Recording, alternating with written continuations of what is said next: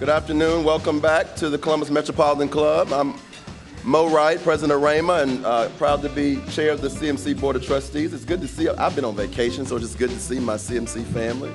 Today's forum is brought to us with support from the Columbus Foundation, represented today by many of their associates and friends.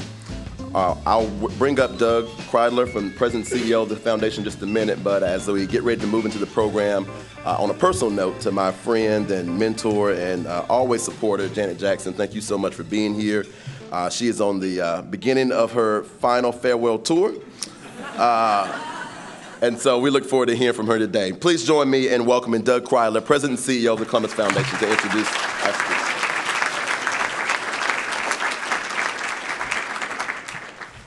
Well, thanks, Mo. If speaking of farewell tours, if your name is Janet Jackson, this has been a very good week for you. Not only is Janet Jackson the guest speaker at today's impressive forum in front of an impressive audience, but a few days ago, Janet Jackson was named a nominee to the Rock and Roll Hall of Fame. So, a good week for Janet Jackson. Impressive. Impressive is one of the reasons why we're sponsoring this forum.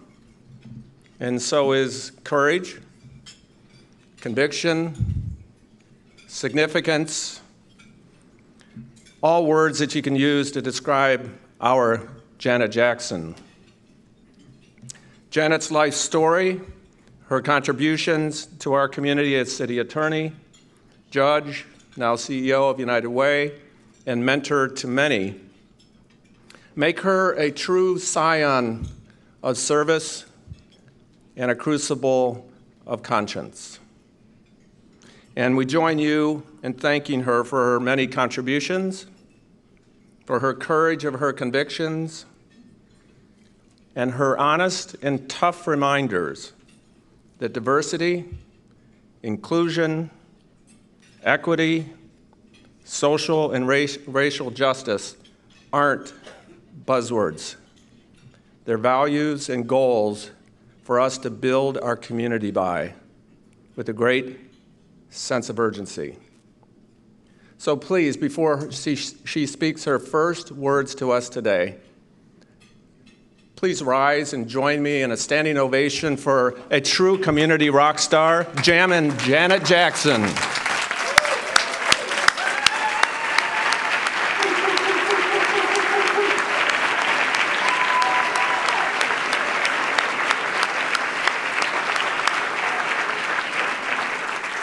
And we're so fortunate to have Jerry Revish lead us through this conversation with Janet. Jerry, it's all yours. Thank you, Doug. Thank you. Aren't we excited about Janet Jackson today? Aren't we? Yes. This Janet Jackson. Can we get a selfie here? Thank you. I appreciate that. Wow, where do we start? Let's start at the beginning. Talk to me about childhood, where you grew up, family life. They're right here. Let me start by saying that my mom is here today, and both of her sisters. One of my sisters, cousins that are like sisters, friends who are like sisters, and this is okay. I won't embarrass him, but you heard the noise. This is that baby that grew up in your community. That's my son, Harrison. Stand up, son. Stand up, Harrison.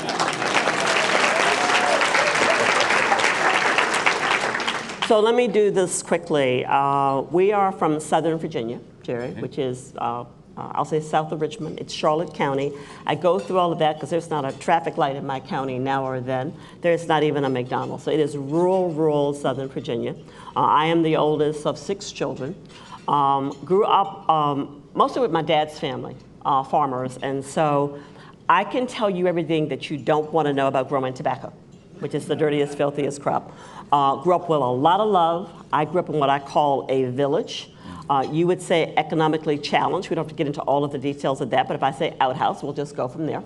And in terms of school, grades 1 through 7, I went to an all-black elementary school, because even though Brown versus Board of Education had been decided, Virginia didn't immediately integrate schools. And so those first 7 years, it was an all-black elementary school. And then really with the encouragement of my teachers and my principal, Mr. Moody, because I think Mom would say she didn't encourage me to do this. I'm one of the first African Americans to integrate an all-white high school. It was not pleasant. I mean, I have vivid memories of things from back then. You know, the Klan meeting not too far from our home, there being a sense, of fear. My greatest trial and issues were on that bus. I was the only black child on a bus for over an hour driven by a junior in high school. And so I think the only time that I actually feel that I gave up was I came home one day and I said to Mom, I've had enough. I want to withdraw and go to the all-black high school. So I knew that, and my mother and my teachers and my aunts were like, education, education, education. You have to go to college. So I had the opportunity to come to Columbus a few times to visit. And I was sharing with someone earlier today, I would stay with my Aunt Marie, my cousin Carolyn over on Nelson Road, where I really discovered it was a great thing to have this little room in your house that you call a bathroom. And you can kind of go in and like use it and flush and not go where we had to go and turn the spigot. And I say that because I was talking about kids today.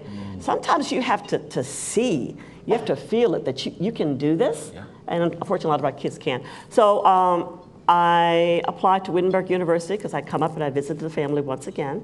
I fell in love with Wittenberg over in Springfield because I wanted to become a librarian. A librarian? And Wittenberg had a library science program, and that's what I thought I was going to do. And so I came. Then you went, how did you choose law? This is so embarrassing to all of the women in the house. I lost a bet to the medical student that I was engaged to. I did not want to go. I tried to sabotage it. So like the night before the LSAT, I went out partying a little bit. And the bet came down to someone else had to pay for it. And at that time, David and I were trying to get to either Philadelphia or George Washington. So, I thought I had this one, I was going to win this. So I applied to Georgetown, George Washington, Temple, and Penn. I was accepted at all four. And GW did tuition remission, scholarship, tuition. I lost, I cried, I went. I never really did like law school, let's be clear about that, but I've never regretted the fact that I've become a lawyer, but it was a difficult time period. Well, it worked for you. It did work for me. It worked for you, it worked for you. So you came out of law school, and you came back to Columbus, and your first job here. Well, I always came back in the summers. Again, my wonderful aunts who helped take care of me. And so I'm a good typist, so I would always come back and get a job as a clerk typist and then look for a legal job. My first job in August of 1978, and there are a couple of folks in the audience who remember me from back then, was with the Attorney General, William J. Brown, at the time. And I was still thinking, okay, so I'm going to do this law thing, but let's marry the law and the library piece. So let me write opinions or do something. And they didn't really have an assignment for me the first day. I interviewed with a couple of section chiefs, and I met a wonderful man named Donald Conley. He's African American. He still lives over in Berwick in my neighborhood. And he says, if you come to the civil rights section, I will make a trial lawyer out of you. So I'm still thinking, I'm not so sure about this whole courtroom thing. Came back from my first hearing, and my assistant chief was another wonderful African-American man, Richard Letts. He went into Donald's office and said, oh my God, we have to hold her back. She goes for the jugular. I loved it, I loved it. Yes, I'm aggressive. People know that, and so it just was a lot of fun. And I love the work, you think about it. So in the introduction from Doug, he talked about diversity and inclusion. So not only my own life in terms of growing up and just living my life, but I had the opportunity to represent individuals who have been discriminated against because of their race, because of their sex, because of their religion, because of their physical disability. I'm one of the first lawyers in the state to try sexual harassment cases. And so it's still my first love in terms of a great career. But I loved it. What was the courtroom environment like for you as a young black female lawyer?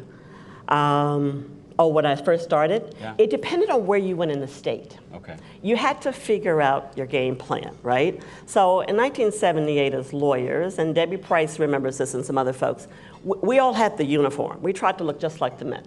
So we had our black suits, our gray suits, and back then, ladies, if you're old enough to remember, we even had ties, the long string ties, those silly little rosettes, the tiny little string ties. But if I was going into Southern Ohio, not necessarily my favorite place to go, then I wasn't going to try to, I maybe was going to go in a dress. And if it wanted to deal with, like, the little girl, that's okay. Because when it came down to sitting at that table and representing it, I could do it. But I was trying to disarm folks, a little bit. I'll be honest, and I would say not just because I'm African American, because there are a number of women in the room who would say the same thing. We weren't necessarily wanted by primarily Caucasian male lawyers, and so you had to fight. In the Attorney General's office, which was primarily lawyers, white males, we had two groups. We had a group of black assistant AGs, and we had a group, love the acronym, WAGs, Women Assistant Attorneys General.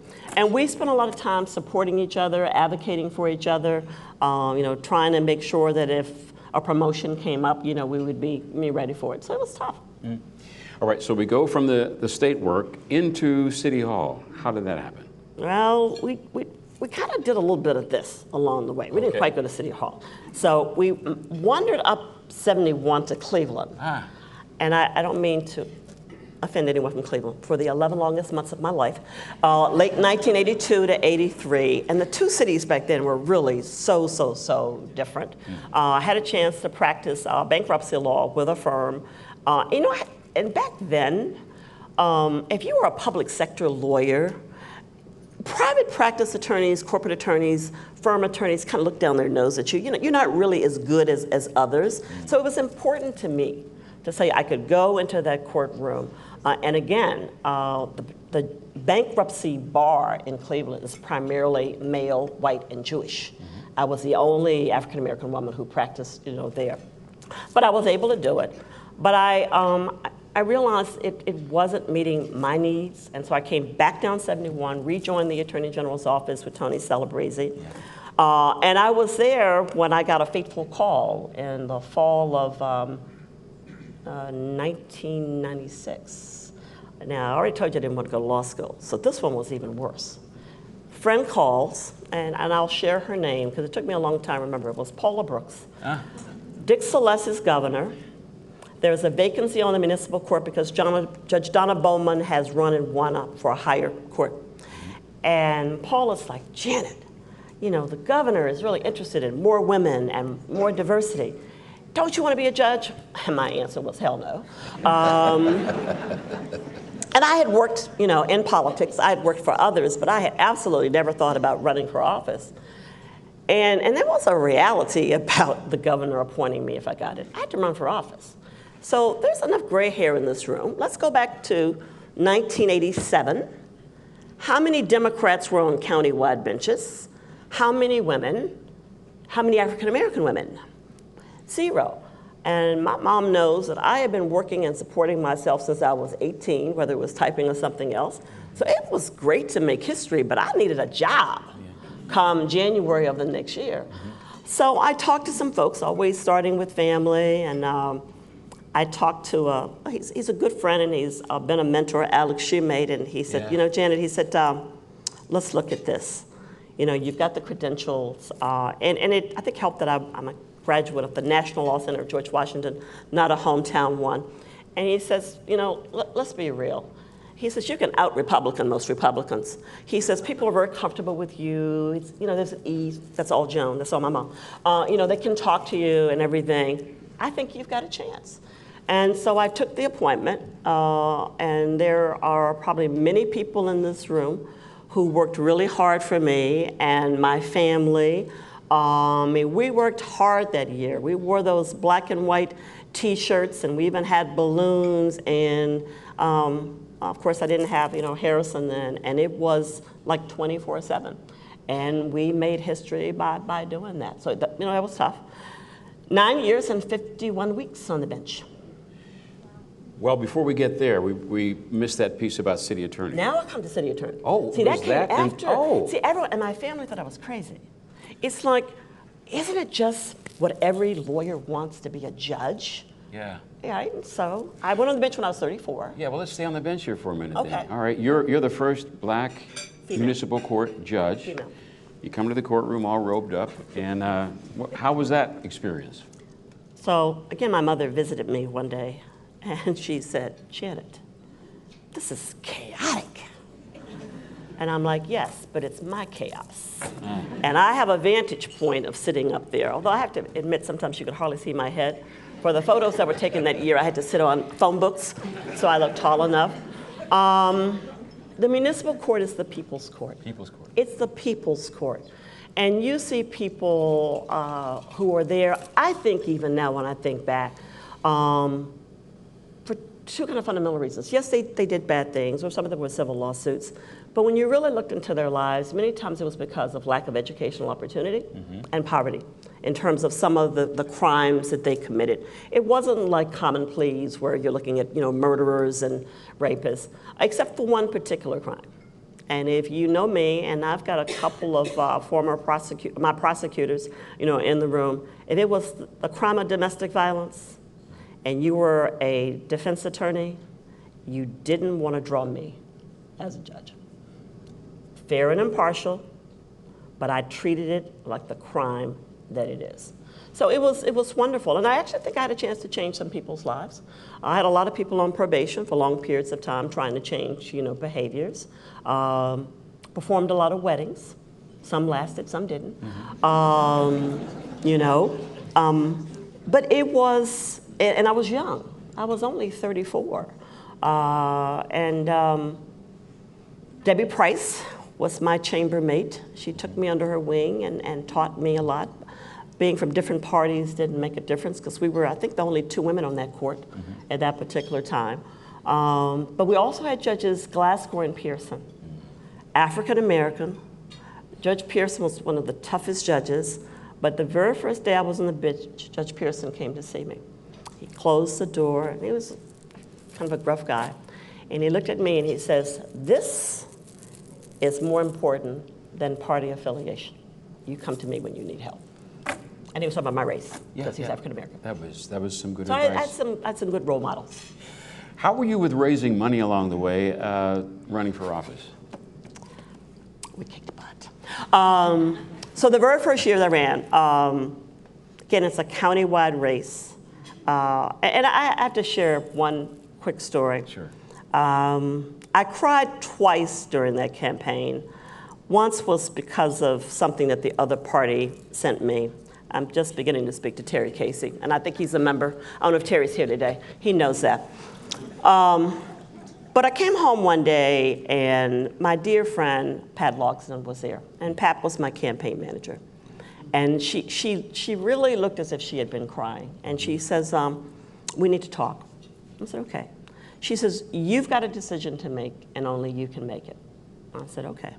She says, "People in your own camp," and many of them were lawyers, said that we've got the wrong strategy around winning this race. She says, they're saying, that, first of all, that they're wondering if you can win because, again, African-American, Democrat woman. But they're like, she can do the smart thing and possibly win, but if she does the right thing, she will absolutely lose. Smart thing, do not personally campaign in Arlington, Hilliard, New Albany, Canal Winchester. The literature that goes in those communities will not have your face, and you will not be on TV. The right thing was, I would let this entire community know that I am African American. We did the right thing, and we won. And you won. And we won. Great story, great story. So 9+ years on the bench. 9 years, 51 weeks. And then I had 30 minutes of unemployment, maybe 45. 45? Well, my resignation letter to the governor was on a Monday. because I was being sworn in at 5:30, and it was something like effective 4:30. I went right up to City Hall, and I was sworn in at 5:30, 5:45. So a couple hours. Yeah. So I believe in getting a paycheck. I believe so too. I mean, it drives everything else. So the city attorney's job, how did that eventuate? Wow. So where before I had to be convinced to do it, this time when I read that Ron O'Brien was running for county prosecutor, I thought he would probably win. I probably too soon started lobbying for the job because it was going to be an appointment. If Ron won, Right. then council would appoint. And I'm not sure if John Kennedy was chair of council at the time. Michael Coleman was definitely on council. And again, I was maybe a little aggressive. There was another dear friend sitting in the audience at the speaker's table. I'm not permitted to kind of talk about him publicly, but he was a huge, huge confidant that year in trying to help me get the appointment. Thank you, Tim. So we worked, and a lot of people know this story. I wouldn't have gotten the appointment unless I cut a deal with Michael Coleman. There were people who wanted Michael to become the city attorney. Michael and I met at Lindy's, no surprise there, right? We met at Lindy's, and he said, if you promise to stay out of the mayor's race, and none of us thought that Greg Leshecka was not going to run, I'll support you as long as you stay out of a future mayor's race. And so I agreed. And with Michael's support and others, I got the appointment in January of 1997. Greg Leshecka was my mayor, and I'm thinking that Cindy Cecil Lazarus was council chair. I'm not sure. She was on council. I came into a wonderful, wonderful office. And so I had probably one of the biggest cases during my tenure, but I also did something else. And I'm probably maybe the most proud of it. It was the staff. And so I'm not sure if any of the folks who are here now were there then, but that office, again, was a pretty white male office with a few women. I really would like to say I professionalized it, and a part of that was thank me for computers, because they didn't have computers, they didn't have voicemail. My dear friend Ron O'Brien didn't like to spend public money. But I brought great talent, great women, a number of African Americans, and I'm so proud.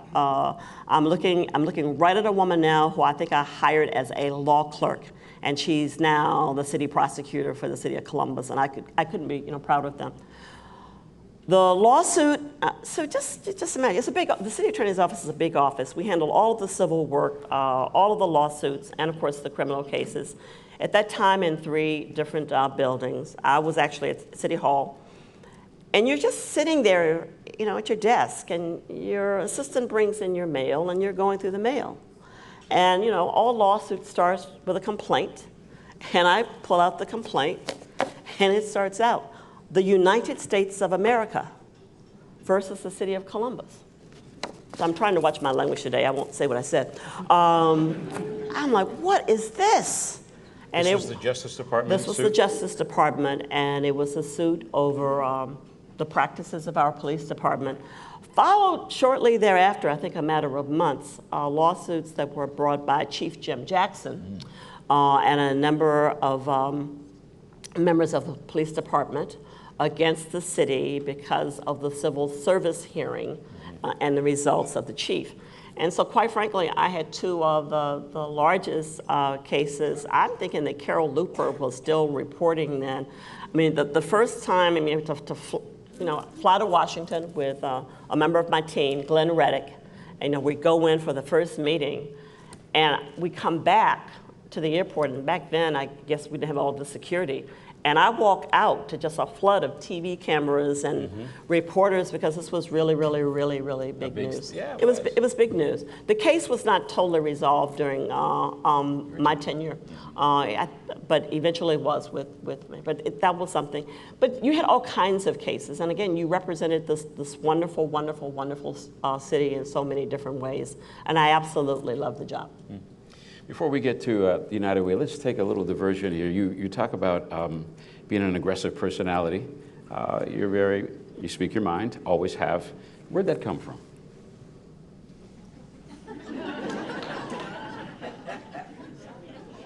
Joan. Joan. Your My mom? mother. Okay. Yes. What did she teach you? You just watched her.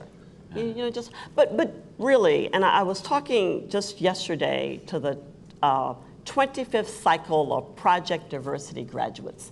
So I was on the board of United Way when we started this entity to provide development opportunities for African Americans to serve on nonprofit boards. And I talked about, because I didn't hear it, that if you're going to be a leader, you have to take risk. And you have to be the person that's going to speak up. And I have to admit, I am still shocked at what I see when it comes to the lack of diversity and inclusion. And so I have I'm looking at three wonderful people from my university, Wittenberg University. And Bob certainly knows this because he served with me on the board when I was there before. So I'm back on the board. I go back to board meeting a couple of weeks ago, and I walk into the board meeting, and then I look over to see 25 staff members. I see two other women. I'm the only African American, although I know another one is flying in from Chicago. I look over to staff, and I see none. And then I'm looking at a document. I'm also on the search committee for our new president of Wittenberg. And in the document, there isn't anything that talks about the new president being committed to the basic principles of diversity and inclusion. And let me just say, folks,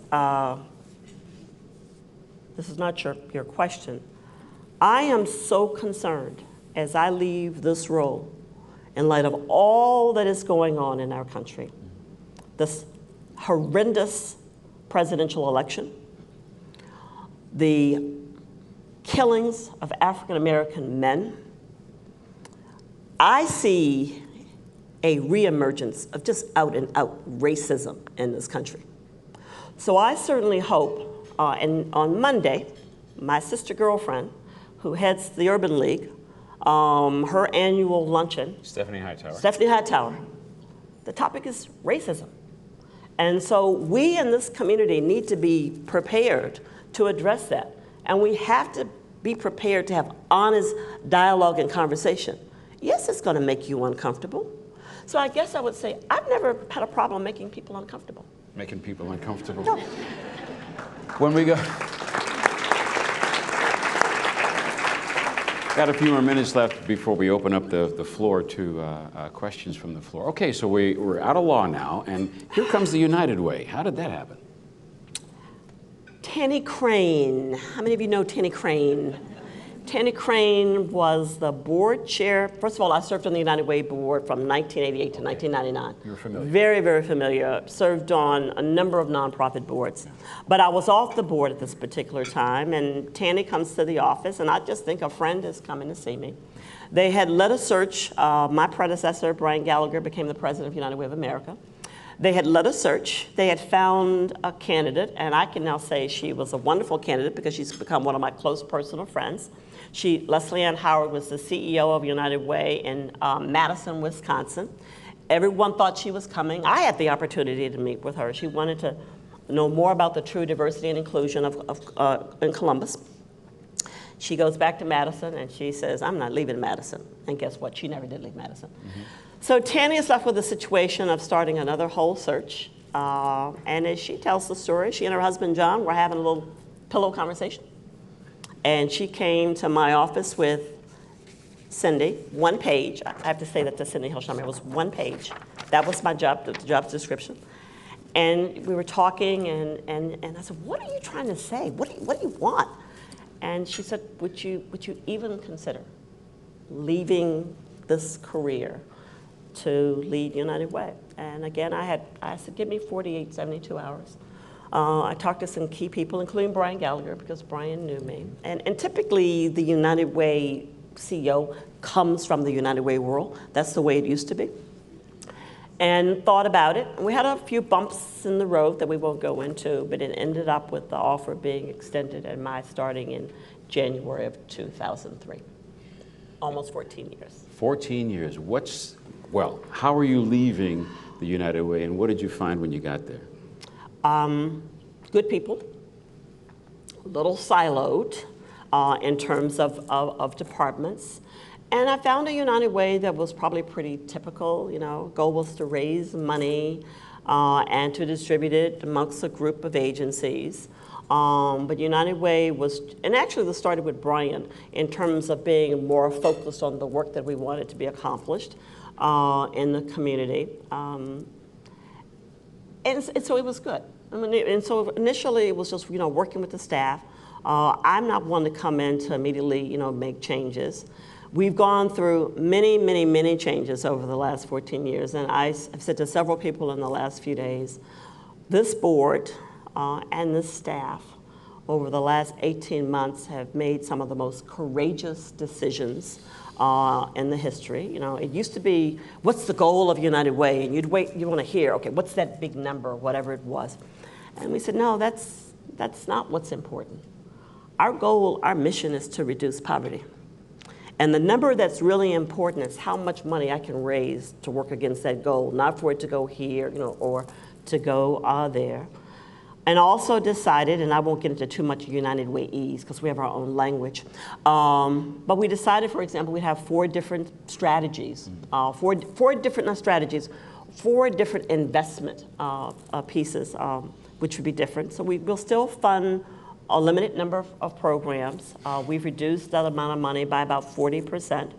One of the bold decisions is to focus on a couple of neighborhoods. And so really looking at the role that the Columbus Foundation and others did in Wyland Park and being able, and I know the work isn't completely over, but to be able to more quickly transform a neighborhood. So rather than taking a small amount of money and spreading it really thin, to focus. And so our board made the decision in September. The 2 neighborhoods will be the South Side and South Linden.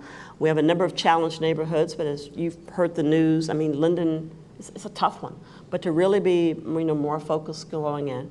To say to our partner agencies, if you can't prove that the program you're asking us to fund can help us to reduce poverty, we can't fund it. And it's not that it's not a good program, it just has to. And this poverty thing, people, I mean, there was an article in the Dispatch, I don't know if it was July of this year or the year before. We truly live in a tale of 2 cities. And most people only know kind of the one city, the one that appears to be prosperous with a very low unemployment rate. In terms of poverty, 1 in 3 families can't meet basic needs. That's a 1 in 3. 1 in 3 in the county. And before you folks think, oh, that's just Columbus, where's the largest food bank? Dublin. There are food banks in almost, I think, in every suburban community. I'm not sure about Arlington. And so it is an issue, and we can say it's too big, and it's that 800-pound gorilla. Our folks are hurting. Our kids are going to bed hungry and getting up hungry. We, as a community, have to say we're better than this. And so, and United Way can't do it alone. Let's be very clear about that. One of our best partners is certainly the Columbus Foundation. But I've been working with Matt Habash and a group of folks on something called Thrive. I think you'll hear about it, you know, later this year, because we're going to do something about those numbers. So even when I leave this job, and I'm not retiring, I'm repurposing my life. Repurposing. I'm repurposing my life. That's a new phrase. That's repurposing. Wonderful. Wonderful. But a part of that repurpose will be kids. Okay. Kids, you said? Poverty and children. Okay. That's what drives me. Okay. That's what drives me. Yeah. The mic is open now, and as I ask Janet one final question before we take your questions, if you have one, please step to the mic so we won't have to ask you to come from your seat. Just step to the mic.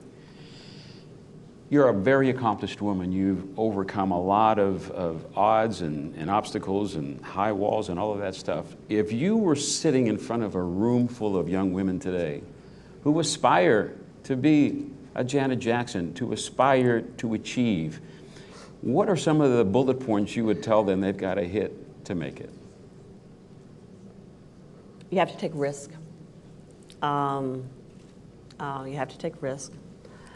Whatever the role is that you're in, excel at it. And then as you excel, build your partnerships. I kind of call it networking, but it's very strategic. It's an old adage, it's not sometimes, it's not what you know, it's who you know. And certainly that has been, very, very helpful. And whether you're a young woman or a young man, and to my wonderful family from the city attorney's office, there is this huge thing that sits in my office. I don't know what they called it, but they gave it to me when I left. And these words are inscribed on it, and I've been saying them for years. From my shero, Marion Wright Edelman. Service is the rent you pay for living on this earth. It is not something you simply do in your spare time. Serve. Serve. Serve. And you've had a history of serving. Let's give her a round of applause. Thank you. And it served you well. Let's take our first question. Hi, Janet. My name is Sheila Prellerman. I have been an advocate for the homeless since 1998. I'm on the Board of Trustees, Community Shelter Board.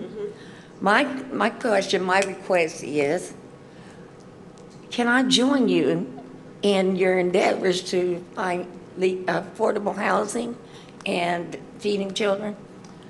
Of course. Thank you. So two things that are going on right now. I just served on the task force for Marilyn Brown, Commissioner Marilyn Brown. Family homelessness is still a huge issue a year, 1,500 families a year. So the task force was specifically on family homelessness. What we absolutely figured out is that no one has the primary responsibility of preventing family homelessness.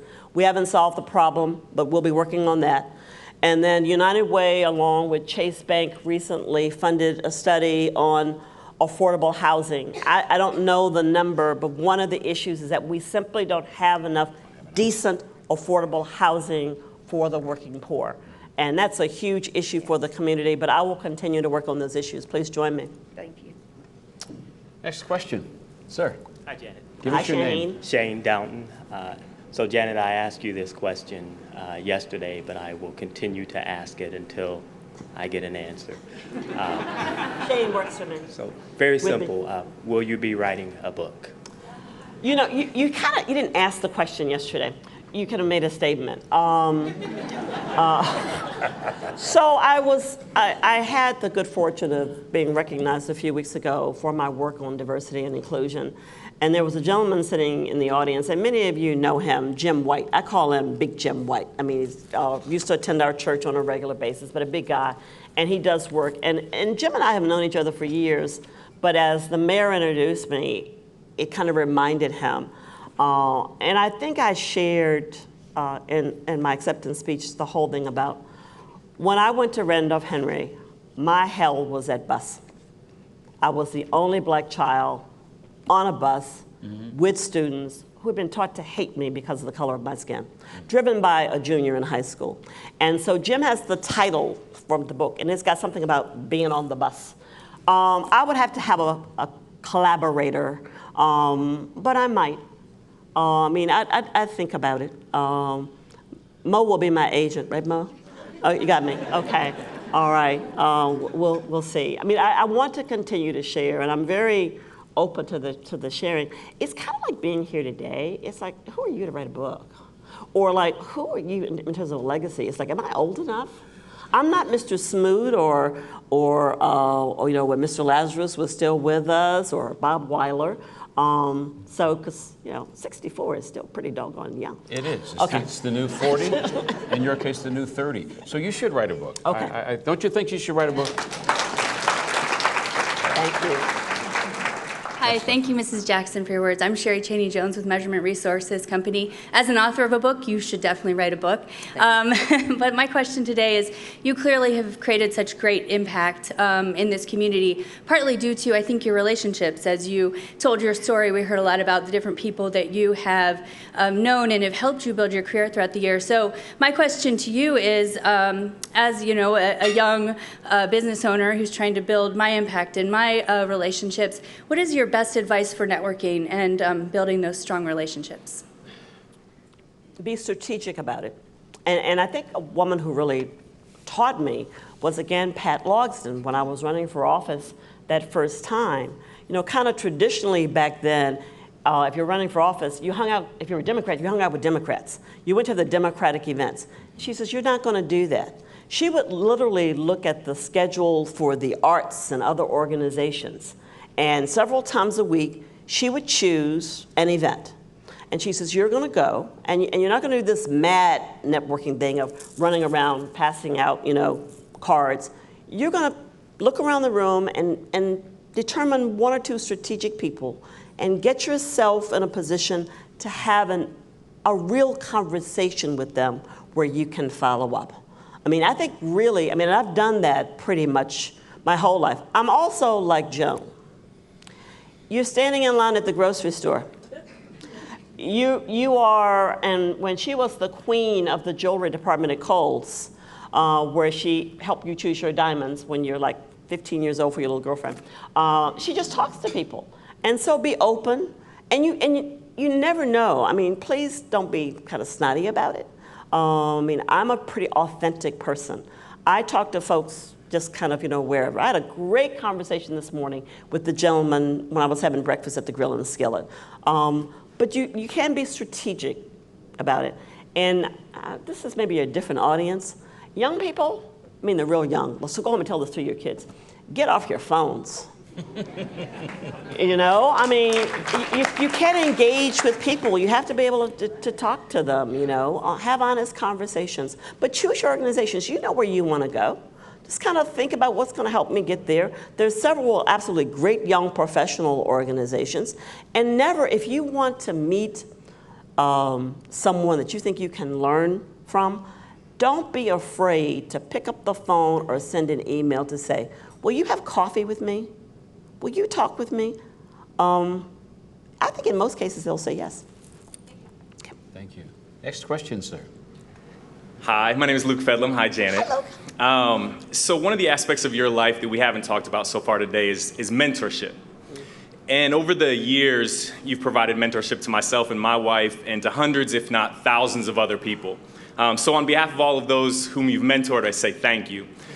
I'd be interested if you could share with the audience a little bit about the importance of mentorship that you've received in your life throughout your professional career, but then also your decision then to mentor others and why that's important as you look at other leaders coming up.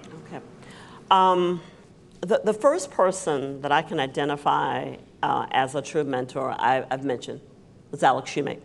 So I first met Alex in the summer of 1977 before I came out of law school. He was kind of the person who hired me in the Attorney General's office. And then when I got to the Attorney General's office, definitely when it came to the career, so not patient. I remember going to Alex saying, there are like 300 lawyers, they're divided into these sections. I'll never become assistant chief or chief. And he sat me down and says, let's talk about this. And I have to share this advice, and I hope we're not going to go over. He said, first of all, excel at what you do. You are hired by the Attorney General to be a trial lawyer. Be the best trial lawyer. Then I became, do that. Two, and back in those days, if you worked for an office holder and things have changed, you not only worked in the office, you worked out of the office. And it's like, don't be cute, get out of that suit. On the weekends, put on your running shoes or whatever, go drop literature, address envelopes. I gave a lot of speeches, for Bill, and I wrote checks. But the third thing he shared with me, he says, most of the section chiefs are male. Now, they're going to know your reputation as a trial lawyer, but they need to know you. And I'm like, well, how can I do that? Back then, we had a volleyball league. The only C I got in high school was in gym. Rule was 2 women had to be on the court at all times. He said, you need to play volleyball. And then after you play, with all of that testosterone and people diving for the ball and hitting you, it's Afrocentric, it was, Monroe. They're going to go out. You don't have to go out every week. Club 185. The old 185. Have a drink and let them get to know you. And I went to Alex over the years about other things. It was just natural, I think, for me. I've always, my mom, again, I keep coming back to my mom. My mom is the most giving person. And mentoring is giving. It's sharing. What does it take, to share of yourself? And again, I go back to those women in the Attorney General's office who certainly, shared, with me. I am truly blessed in this community to meet such wonderful, wonderful young professionals. As they age, I refuse to, whatever. So I'm called everything from second mom to boss lady to godmother. And they know that they can text me or reach out to me, and I'm going to get back. I'm very, very responsive to them. They watch me say something a little maybe controversial. That's okay. I think that as women, we are much more giving from a mentoring perspective than our male colleagues. I've actually heard that from younger African American men especially. Well, I call so-and-so, and they're too busy. I'm sorry, you can never be too busy to help shape and develop the wonderful talent that we have in this community. So it's that simple. Hi, Janet. My name is Natalie Sisto-Means. Thank you so much for sharing your remarks. It's really inspiring, and you've clearly paved the way for so many people.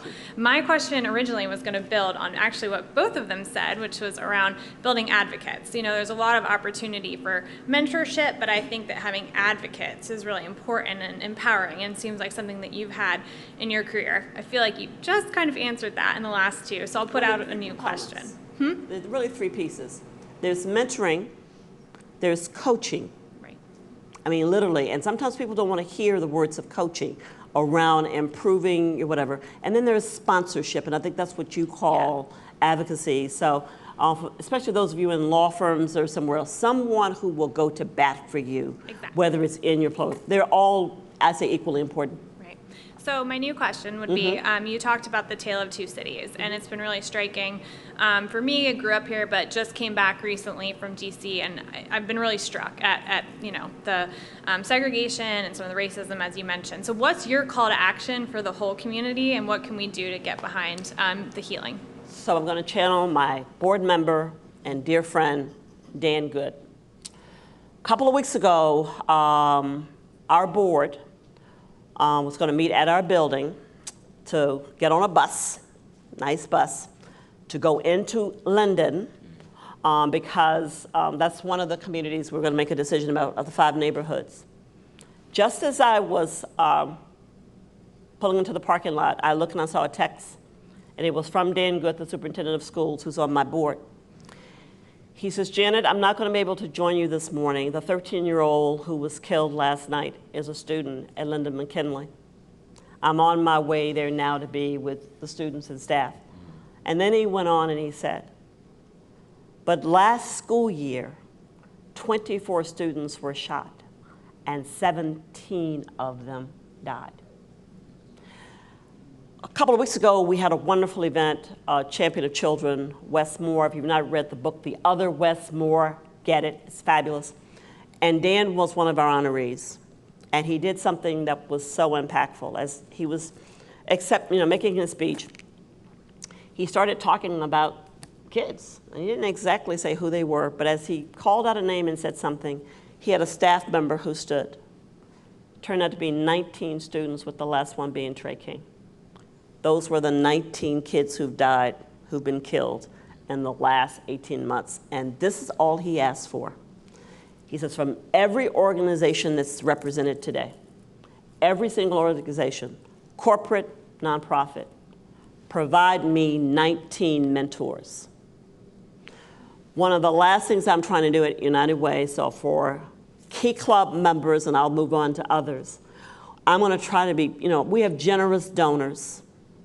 I'm so appreciative of the checks that you write, but our children need your time and your talent. And so that's a huge piece of it. So that's my call to action. That's my big thing right now. Poverty piece we're still working on. Thank you. You're welcome.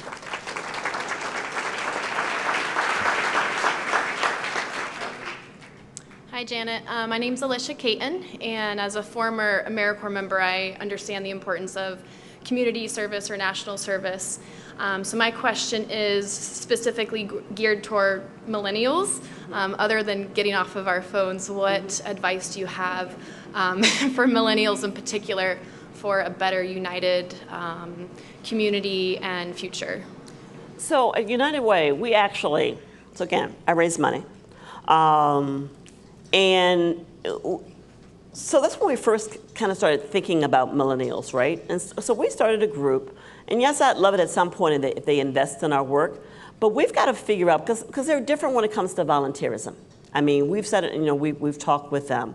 And I understand. But they typically are not going to take on a long-term volunteer. Like, I may not show up at a school every week, but still they will bring their time and energy to what I call more sporadic activities that are still, needed, in the community. They have, the passion. But what some of them said to me at a recent meeting is, you need to really take us into these communities because they don't see it. So they're currently donating to maybe charity water because they're seeing something that comes across their phone or whatever for the need, which is a need for wells in Africa or someplace else. But we're not exposing them enough to the needs that are right here in our community. And I'm hoping that as we do that, we'll motivate them to become more long-term involved in some of the work because they have the heart and the passion for it. That's our last question today. Let's give Janet Jackson a round of applause. We so appreciate you today. We've learned a lot about you. Thank you. Thank you. And we're following the arc of your life. And you are repurposing, as you say, not retiring, and Columbus is glad to hear that. Thank you. Thank you. And as I say thank you, I think I can see the person in the room who sent me a wonderful email this morning. I'm living that dash. I'm trying to be a part of your dash. That's the dash that's on the tombstone. We're in the hands of Mo right now. Thank you so much. Let's thank our sponsor, the Columbus Foundation. And again, to our guests, Jerry Revish and the incomparable Janet Jackson, thank you so much for being here. We hope you enjoyed today's forum. Just know you can always stick around for coffee and cookies and continue the conversation. We also invite you to continue to view all of our forums on Columbus Television, through WOSU, through PBS affiliates throughout the state, and the Ohio channel, and always through the CMC website via YouTube. Thank you all for being here, and we'll see you next week.